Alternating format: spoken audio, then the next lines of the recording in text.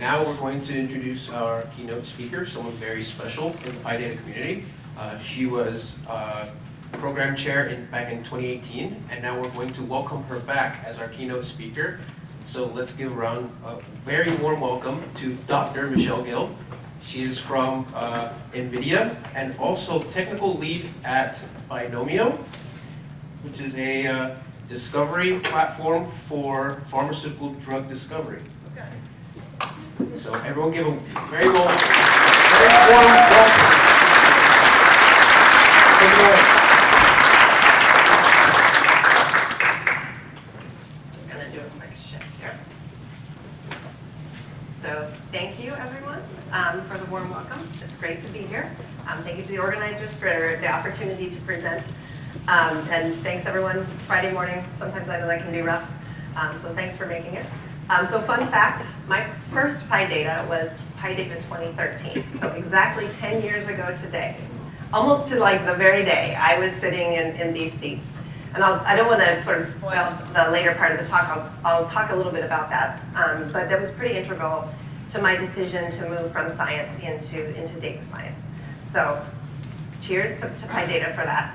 It was also really fun. The schedule's still online from 2013, so I was browsing the sessions, and I realized that I remembered that I'd met one of my very good friends to this day at PyData 2013, and it was also fun to note the topics and the titles of the sessions because the field has changed and evolved a lot since then. So it was a pretty cool trip down memory lane to do that. So I thought I would leave you with that to start. So today I'm going to talk about a couple of things. Broadly speaking, some science, some machine learning, some lessons I've learned along the way, maybe the hard way, sometimes the easy way, but hopefully there's something here that speaks to you, and I certainly hope to see everyone at the fireside chat. I'd love to talk more. So a little motivation for why I do what I do and why the team does what we do. Drug development is an incredibly long and expensive process. Greater than 10 years, $2 billion to bring a drug to market, and this is small molecule numbers, by the way, for sort of traditional drugs, if you will. And with the inflation, who knows, it's probably even more these days. I didn't factor that in, so these are numbers with pre-inflation. Today what we're going to talk about is the early stage of drug discovery and how we can apply artificial intelligence to it. So that stage involves things like selecting a target. So what sort of enzyme is malfunctioning in this disease? That's what we want to target. And then finding a drug or a precursor to a drug that might bind to that. So that's a lead. So we identify a target, we find a lead, and then we have to spend a lot of time optimizing that lead to improve its properties, to make it more selective for the target where we want it to bind, versus not binding the targets the other proteins where we don't want it to bind. We also want to optimize the solubility. We want to prevent it from having other toxic side effects.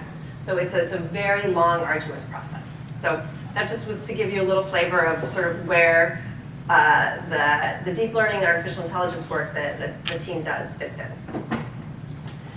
We use a lot of language models. I heard you like language models. I'm sure this isn't the first language model talk. I think there's at least two others that I thought would have them. So they are revolutionizing drug discovery also. It turns out that not only are they great for representing the text and pulling information from scientific literature, language is a natural way to represent biology. Probably because that's how we communicate, so we as humans derived ways to represent biology with language.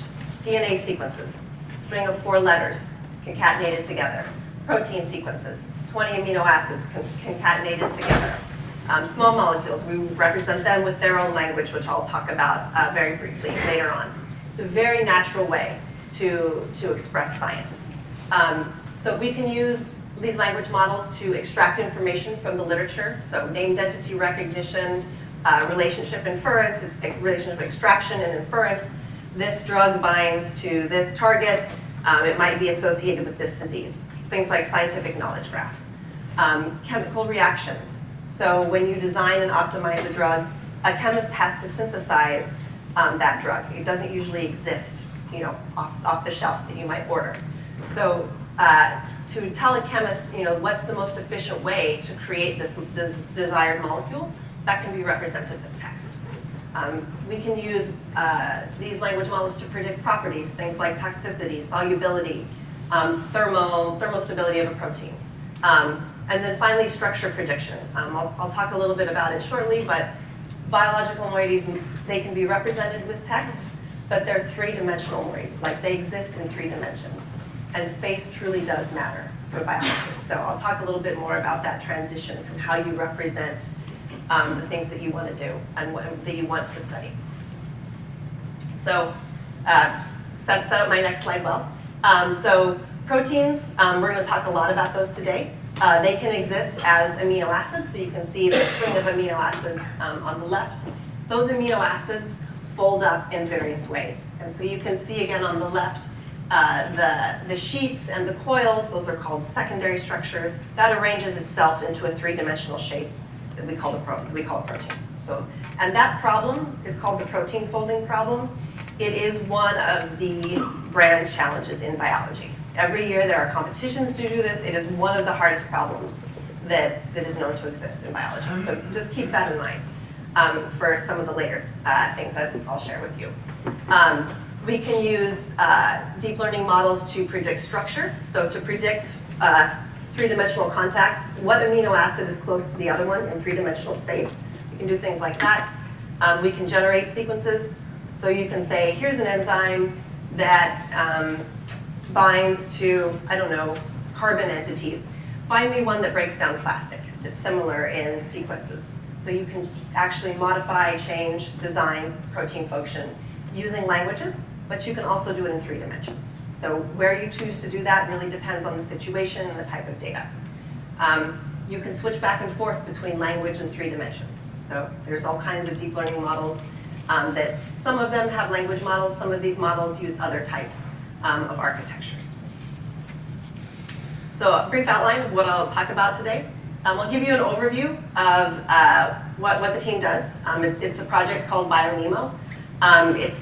I'll explain where the name comes from, but we make lots of fish jokes on the team. So there will be a fish reference later. So just laugh when you get it. Just pretend it's funny. BioNeMo is both an inference service and a framework for training. So I'll talk a little bit about those and sort of how we built them, why we built them, who they're for. I'll talk about a little bit of research that my team does with a language model. This one's called MolMim. So we're also all about the portmanteaus. So mol is molecule, bio is biology. So this is a small molecule language model. So it's for generation of novel molecules. And then I'll talk a little bit about my career progression and sort of lessons from the field. So BioNeMo, as I said, has 2 parts to it. There is a framework, and the framework is really focused on training models, processing the data. You can potentially fine-tune the models. Many large language models are very expensive to pre-train, so who wants to do that if you don't have to? So you can fine-tune them. You can set them up for some sort of downstream task that you want to predict something, and then you can deploy them. There is not a straight connection yet to our inference service, but eventually someday there will be an easy way to literally deploy the models to the cloud. We also have this inference service, and it is for those who don't want to set up and host their own models. There's an API. All the models are validated. We accelerate them with all the goodness that NVIDIA does to accelerate things. And so you hit an API and you can get a prediction. It's really that simple. So in many cases, these models take multiple GPUs. They are difficult, challenging. This is a way that those challenges are taken care of. True to PyData, there's lots of Python goodness in how you might interact with the inference service. So we have lots of, we have a nice UI. There's lots of Jupyter notebooks that show examples of workflows. There's Python client, API, so all of the good things that you would want as a data scientist. I thought I'd show you some pretty UI screens. So this was my first sort of foray in being part of a team that develops a project with the UI. So it was fun. It was really fun. So this is sort of our landing screen. We have a variety of models for different scientific purposes. A couple of these models were developed by us. Many of them are from researchers in the community. So they're not just things that we've done in-house. We want it to be, sort of a collection of important and useful functionality. So not just NVIDIA models. Here's an example, again, harkening back to proteins. This is a structure prediction model. It's called OpenFold. You might have heard of it. There's another one you might have heard of called AlphaFold that's closely related. So you can put in a protein sequence on the left, and then it will give you a structure. You can do all kinds of cool things with the display of the structure, paint it different colors, rotate it, and then take a picture. You can get the three-dimensional structure downloaded. Every functionality you do in the UI will automatically generate either Perl or Python code so that you don't have to write your own API. Similarly, this is with generating molecules, so we'll talk a little bit about this again later. It's a language model, and it will generate molecules with certain properties. Lastly, one of the challenges in drug discovery is figuring out if a molecule will fit inside the pocket. That's sort of the name of the target. And this is a model called, it's a diffusion model called DiffDock. It will dock the ligand in the pocket of the protein for you. So you can determine how well it fits, if it's likely to fit or not. So next is the framework, and this is actually where my team spends a lot of our time. My team tends to have some sort of scientific domain expertise plus deep learning. So this is really what you might expect from a deep learning framework. It'll process things, it'll train models for you. Because we're NVIDIA and we really want you to use GPUs, it's multi-GPU, multi-node training is all enabled out of the box. There's data parallelism, there's 3 different types of model parallelism.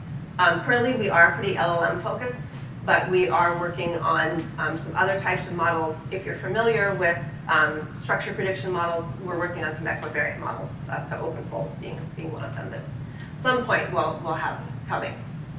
I guess one other thing, I'll go over the name actually in a bit. So this is sort of what our software stack looks like. And it's based on an NVIDIA project called NeMo, which is neural modules. So that's where the name comes, not actually after the fish. It is language models, it is speech to text, it's a whole variety of sequence to sequence type models. And it really gives us a lot of the functionality that I just described to you. The model parallelism, the multi-GPU functionality comes from NeMo for the most part. So that helped us when we were a very small team trying to jumpstart the development of this product. There's automated deployment with Python, we're working on it. And really, I think you can see there's a lot of green in this software stack and how it connects to GPUs all the way at the top to models. So one of the key reasons NVIDIA sits at the various levels of the software stack is to surface the best of NVIDIA technology all the way through the top. But this is a cyclic relationship, and many customers don't always realize that, many users don't realize that. The demand from these types of models that we develop helps to drive and develop NVIDIA technology. So with language models, there is already a lot of optimizations in the types of GPUs that we have. For example, the A100 GPUs have very specific optimizations for the types of attention mechanisms that are calculated with language models. You can imagine maybe in the future, if we're really successful, I think sort of the ultimate flex at NVIDIA is if you can get the hardware team to incorporate optimizations for your stuff. So down the road, if equivariate models like AlphaFold and OpenFold become a big deal, maybe we can get the hardware to be optimized for it. So that's sort of the ultimate goal at NVIDIA. I'll just monitor time. So next is a little bit of research that my team goes through at NVIDIA. So this is one model, language model, so hopefully more language models that we developed. Just to remind you, this is where we're sitting. MolMIM is really focused on the lead optimization stage of drug discovery. So that process is something like 3 years long. So you find an initial compound that binds, and then you have to optimize it. You make little changes to it, a chemist will synthesize it, then you run some sort of assay, and then you analyze the results. You tweak it again, tweak it again, and again, and again, and again. And that's how you end up with a candidate drug. Something where you've tried to design away all of the bad things and then optimize for all of the good things. That process, it's called DMTA, Design, Make, Test, Analyze. It's something like 4 to 6 weeks per cycle. The net total is around 3 years. And as you can imagine, I've tried to allude to, it's a very repetitive process, and processes like that can be very well suited for optimization with machine learning, right? So imagine if we can do some of this in silico, instead of having to produce these molecules and test them in the lab, that would be a huge boon towards drug discovery. Another reason that this is a really nice area, there's lots of data available on the types of small molecules that you would be using for drug discovery. So a quick sort of overview. I realize there's a variety of backgrounds here, so a little bit of a level set. With MolMIM, I'm going to talk about autoencoders, and then a family of models called variational autoencoders. So autoencoders are really like PCA or compression. You take an input moiety, be it an image, be it a sequence, you develop a numerical compressed representation of it, and then you attempt to recover it. And so that's how you train your model, by how well it recovers what you put into it. There's some tweaks that you can make, but that's the gist. You can do this with images, you can do this with sequences. Usually for sequences, it's called the seq-to-seq model. That's great. Sometimes you might want to generate, like if I give it a cat, can it generate a lion or something like that? So those types of, the autoencoder models aren't well suited to that. What is often used is something called variational autoencoder. Functionally, it's very similar. However, this latent space that's in the center of the model, we represent it as a distribution. Most commonly, it's a Gaussian distribution. So the parameters for that Gaussian distribution are also trained as part of this model's training. So thus, we have sort of a model of what this latent space looks like. We can sample it, we can explore it, we can try to generate new things. So there's a variety of tasks that you can do with cheminformatics, cheminformatics just generally means small molecule work. You can take a molecule, take the representation from the encoder, and put a property prediction model on it. So you can train that little bit of that property prediction model, and then you've got something very powerful for predicting, solubility. You can do sequence translation. A common thing that's done there is using text representations for a molecule, you can get a text representation for a reaction. So sort of like if you're translating from English to French, you can do molecule to reaction. For generation, which generation will require some sort of model like a VAE, you can put a molecule through the encoder, and then you can sample the latent space and decode it. So how do we represent molecules with text? There's something called SMILES, and there are rules for how SMILES work. It stands for Simplified Molecular Line Input System, but it is a very common and compact way of representing molecules. That's it. Like, again, you can represent so much of biology and science with text. So the first model that we developed was called MegaMolBART. So again, with the portmanteaus, it's big, I guess, molecules. It's a BART model, if you're familiar with NLP. It is very, very straightforward seq-to-seq model. So there's no variational bits inside of it. It's really good for encoding things. It's not well suited for generation tasks, and we wanted that. We wanted a model that also could do generation. So that is what led us on this endeavor to develop a new model. Again, autoencoder, so what I'll talk about now is closer to a variational autoencoder. And so that model became MolMIM. We did what all good data scientists do for this, which is beg, borrow, and steal existing stuff from the literature and model architectures.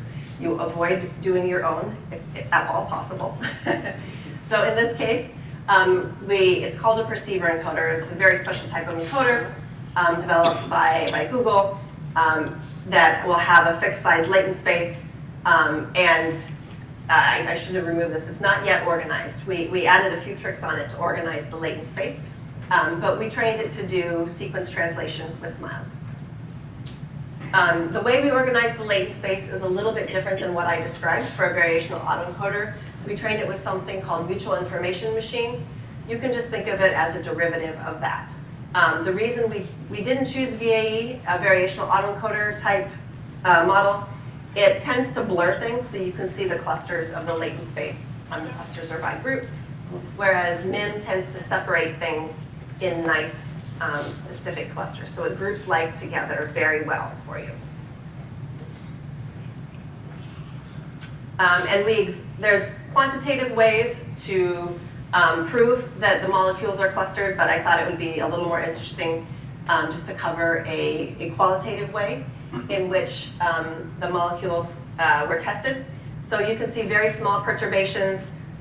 There's just a change in the way this hydrogen atom is positioned. So very, very, very tiny things. That's called regioselectivity. Larger molecules, if you do bigger spaces, bigger jumps, they start to become more different from each other. So you can move further in latent space than you might desire.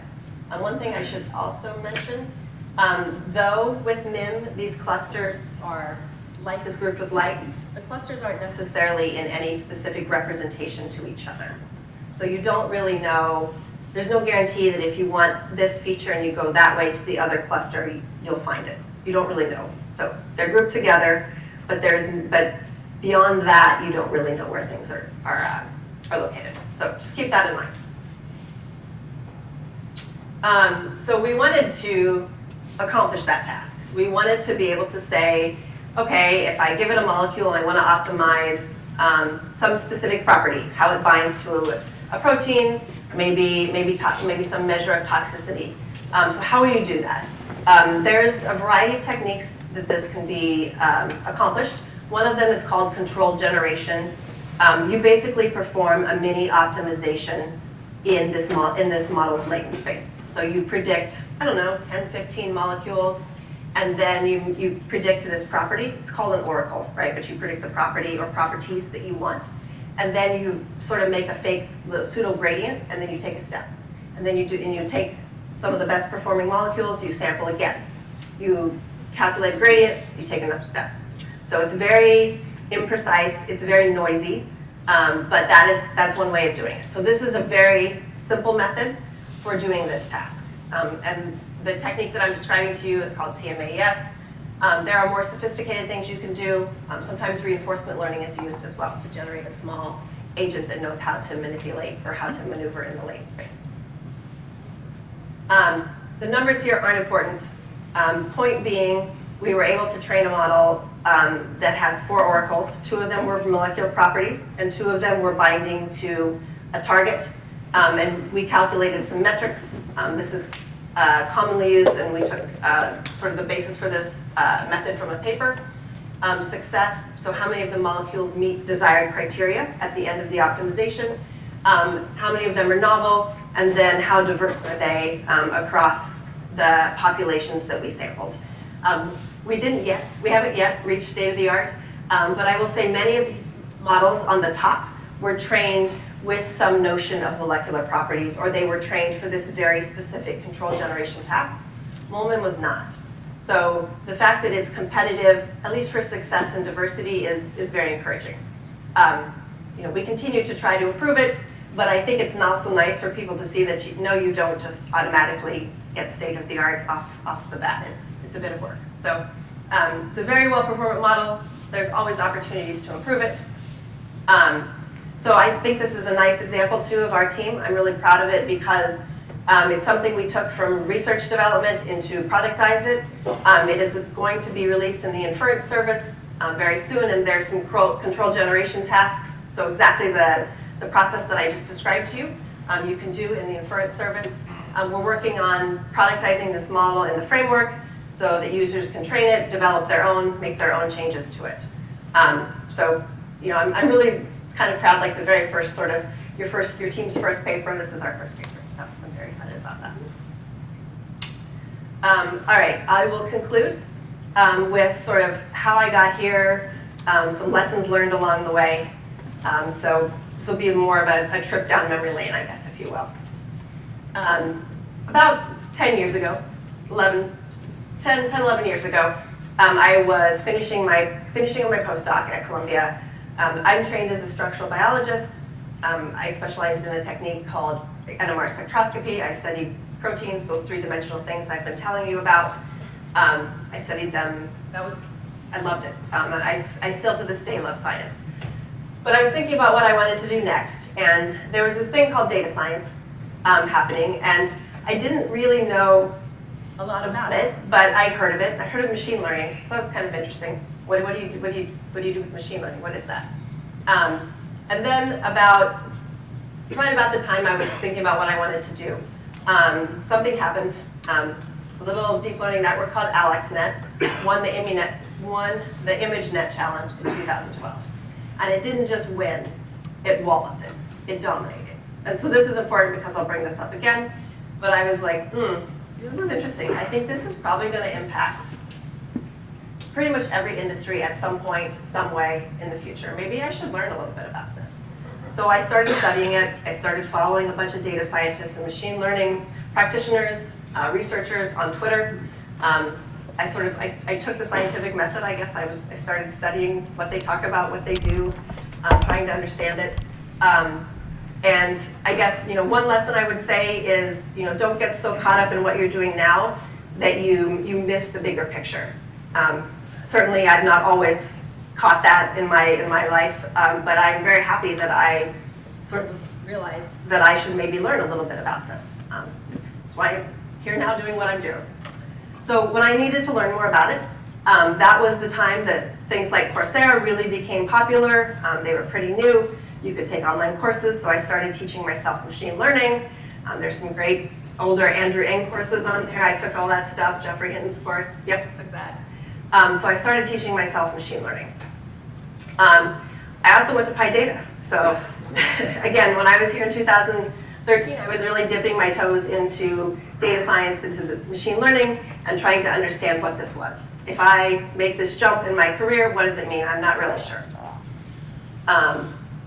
And then Lauren actually reminded me, we ended up going to another conference together, and somehow NVIDIA was a sponsor and they recruited me. So I sort of that's how I ended up at NVIDIA, where I've been for most of my career since I left science. So kind of a wild, maybe twisty, turny path, but that's how I ended up there. And then something happened. And I should say, going into data science, my chief concern was that I wanted to still do science. And data science, machine learning on science wasn't really a thing back in that time. 2013, it was brand new. We only really knew how to do it with images, and that was really hard. So I didn't really know if this was going to be possible, but I tried. And in 2018, there was truly a watershed moment in scientific discovery. DeepMind developed a model that they called AlphaFold, and it took protein sequences and predicted the structure. And I will be the first to tell you that it's not perfect. There are lots of opportunities for improvement, but it was amazing. And they entered a protein folding competition, so the ImageNet of protein folding, and they dominated it. They didn't just win one or two categories, they won every single one. And they have continued to win it every year. Variations of AlphaFold improved, of course, incrementally. They've won it every year since then. So that changed a lot of things. At this point, it became very easy to do science and machine learning, but it was quite an amazing time. I don't even know what else to say. It's such an amazing moment for someone who's spent so many years of her career studying this. So it's pretty cool. Then something else happened. Not such an exciting thing. AI and the race for COVID vaccines. We had a pandemic. And that further encouraged leadership at NVIDIA that it was time to start developing some sort of toolkit for drug discovery. So my little team that I'm now also a part of was really born during the pandemic. Fall of 2020, we started working on this. So certainly COVID vaccines, there were many points at which artificial intelligence helped accelerate that, but it made it very clear that we needed to accelerate the way we do science. And so that's how we were born. And this is our first effort. It is not really involving any machine learning, or certainly any deep learning. We made an interface that would take SMILES, small molecules, do PCA, and then do like t-SNE on them to visualize them. And it was really something pretty basic. It was myself and one other engineer. So we didn't have a lot of resources to train deep learning models, but this was something we could develop. It was multi-GPU, multi-node in some cases. So we showed that we could ship something. I think the other lesson there is we had something that didn't depend on machine learning. So we could ship this product, we could produce something that was real, and it was the foundation, though, for our future machine learning efforts, because it was a really nice way for us to visualize the molecules that were being generated by some of these models I just told you about. So then this is a colleague's slide, but a few more years pass, AlphaFold happens, variations of AlphaFold, and it has led to a revolution in the field. And the joke is, yes, all of these slides are outdated, and they actually probably are. So every day there's multiple preprints and papers that are phenomenal by researchers. Here's one. I thought we're near the end of the talk. I thought you would enjoy some egregious eye candy. This is a model called Chroma, developed by Generate Biomedicine, researchers at Generate Biomedicines, which is a startup. It's a diffusion model. You can give it characteristics and it will design any kind of a protein for you. So you can see increasingly large proteins. They have these beautiful symmetry and structures to them. You can also have it design letters of the alphabet for you.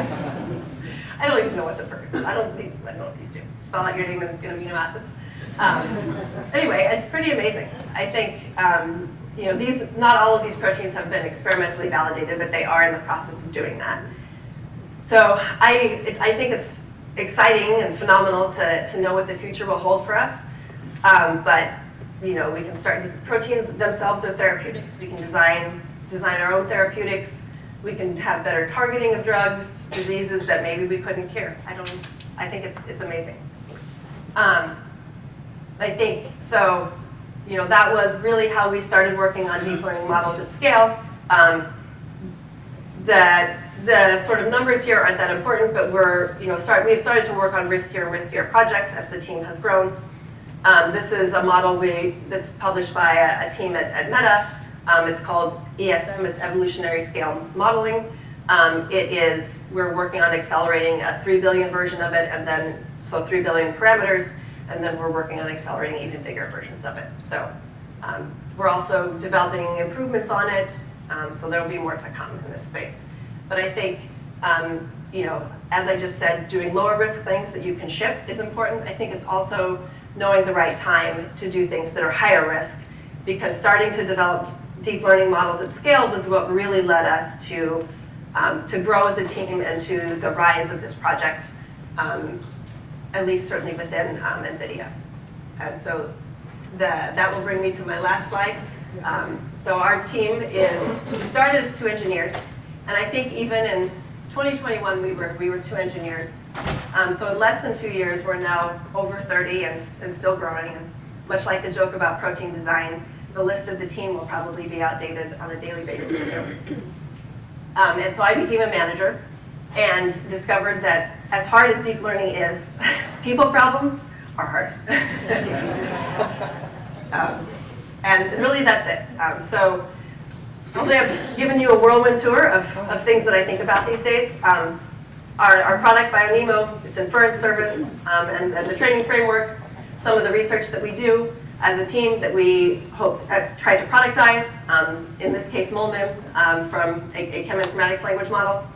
I think as far as life advice goes, I don't know that I'm qualified for that, but whatever. Careers are long compared to the machine learning development cycle. So really find opportunities to capitalize on that as often as you can.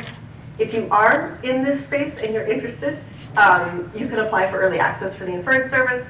And the framework general access is coming next week, fingers crossed. This is our team. This is up to date, but in a couple weeks, I think it won't be anymore. It's wild to see that, how we've grown. And thank you. So I will be at the fireside chat later. If you have questions, please come. And that's how you can get a hold of me.